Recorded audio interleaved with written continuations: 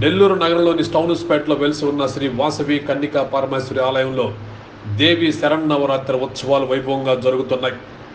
ఉత్సవాల్లో భాగంగా ముందుగా అమ్మవారికి శ్రీ సూక్త అభిషేకము, శ్రీ వాసవి అష్టోత్తర సహస్ర నామార్చన, దేవ ఖడ్గమాల సప్తసతి పారాయణము, దేవి నవావరణ పూజలు నిర్వహించారు.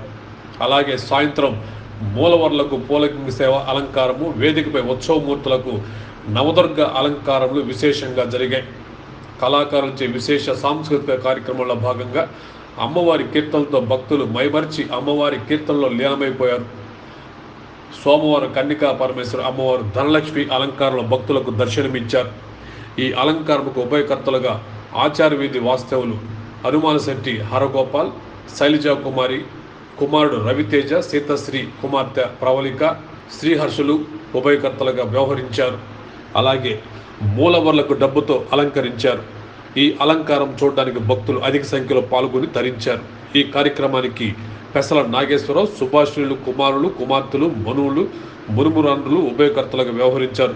భక్తులందరూ అమ్మవారిని దర్శించుకుని తీర్థప్రసాదాలు స్వీకరించారు. ఈ కార్యక్రమాలను ఆలయ ధర్మకర్తల మండలి సభ్యులు, పోలీసులు ఎలాంటి అవాంఛనీయ సంఘటనలు జరగకుండా కోవిడ్ జాగ్రత్తలు సూచిస్తూ జయప్రదంగా నిర్వహించారు.